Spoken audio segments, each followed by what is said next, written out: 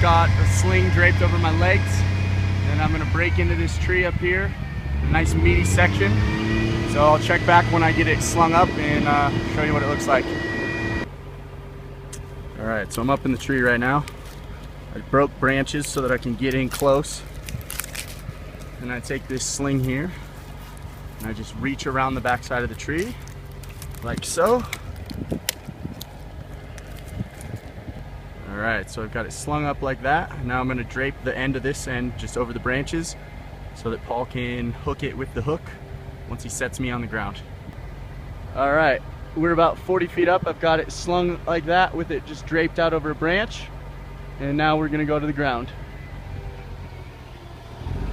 So that's how it's done. That took literally 20 seconds just to get it slung up. And all we gotta do now is just cut the bottom and lay it down. I'll show you that too, bye.